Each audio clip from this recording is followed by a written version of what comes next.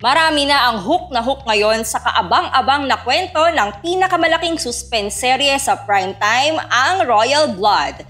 Patunay rito ang gabi-gabing double digits na ratings at patuloy na pinag-uusapan online. Mula sa exciting at original nitong konsepto, cinematography, production design, background music, hanggang sa mahuhusay nitong cast. Pero paano nga ba nabuo ang kwento ng Royal Blood?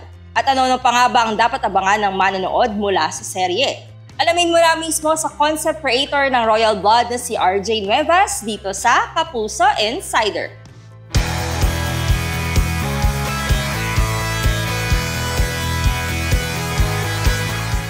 Ang orihinal na konsepto ng Royal Blood ay mula sa malikhaing pag-iisip ng manunulat na si RJ Nuevas, na siya ring utak sa likod ng hit series na Maria Clara at Ibarra, Ika-6 na Utos, Ana Karenina, Villa Quintana, Impostora at Widow's Web.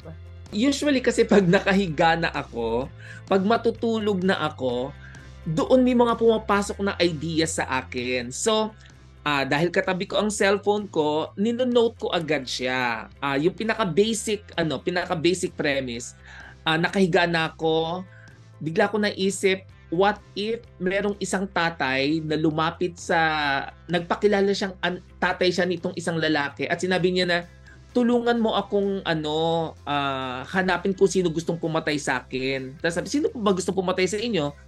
Mga anak ko. Tapos ayaw makialam nitong lalaki. Tapos kinabukasan patay na yung tatay niya. Yun ang pinaka-basic idea ko na isinulat ko sa cellphone. Nakakatuwa, just a few days after, sabi, kailangan natin isipan ng concept si Ding Dong. Tapos yun agad ang pumasok sa isip ko. Tapos, isinulat ko siya, ganyan. Usually, ang concept kasi isang page lang o 2 pages eh. So, isinulat ko siya, binigay ko sa mga boss, nagustuhan naman nila, ibinigay kay Ding Dong, nagustuhan naman ni Ding Dong. Ayun, tinabuo na sa akin yung buong kwento.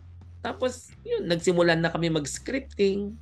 Sa pagbuo ng kwento, isinaalang-alang din ni RJ ang klase ng show na nais ni Ding Dong at isinama ang ilang ideya ng aktor.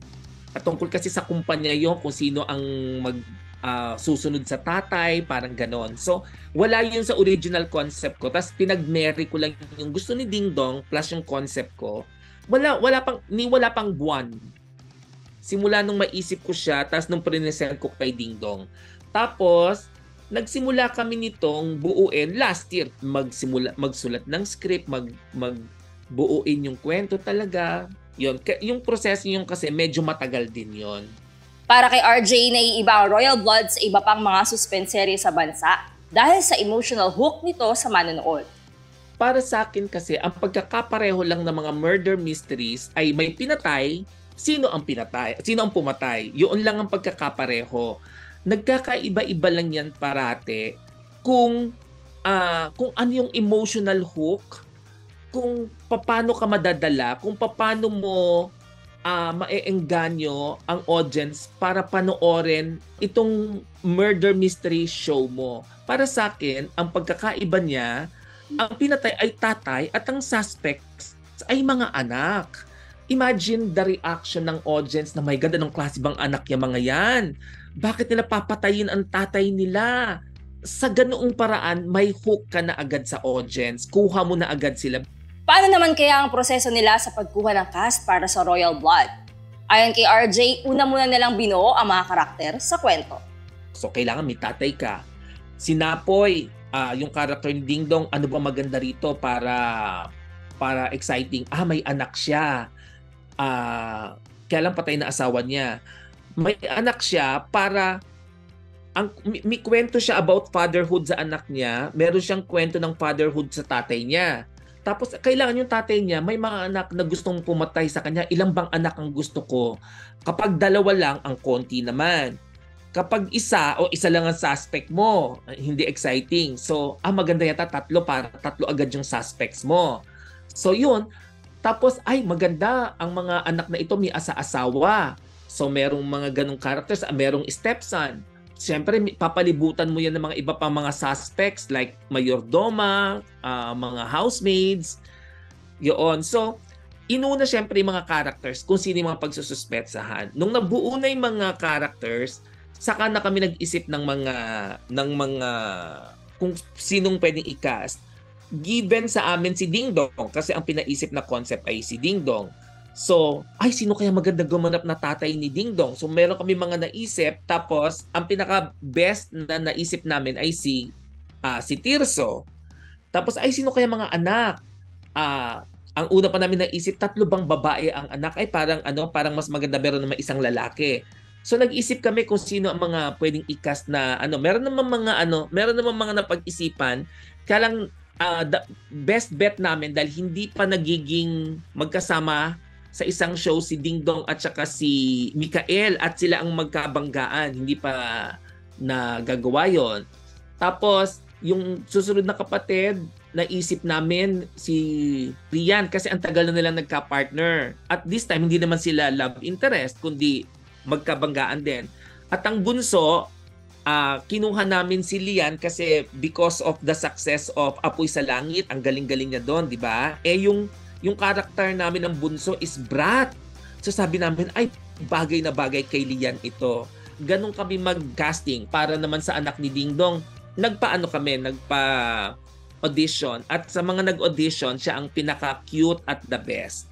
So ganon ang proseso namin sa pagkakast. Samantala, may mga karakter na mula sa Widow's Web na napanood muli sa Royal Blood.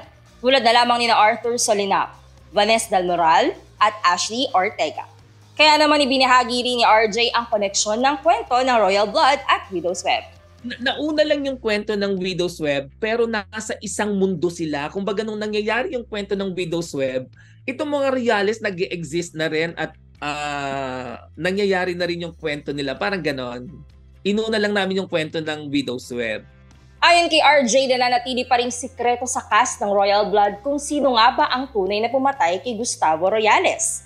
Natutuwa rin ito sa mainit na suportang natatanggap ng Royal Blood mula sa manonood nito, ang mga Royalistas. Tuwan-tuwa ako sa Royalistas, no? Ang ganda ng naisip ng pangalan, ano?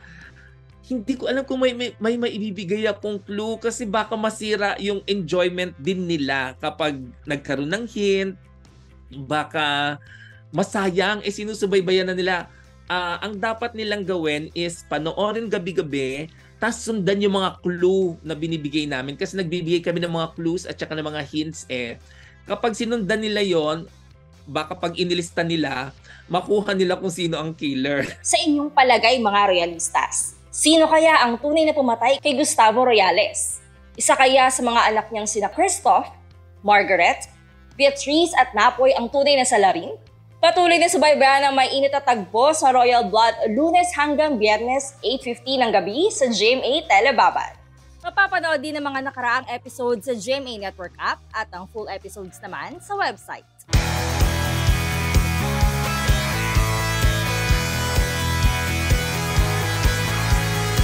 For more exclusive contents about your favorite Kapuso stars and shows, visit gmanetwork.com. Follow us on our social media pages.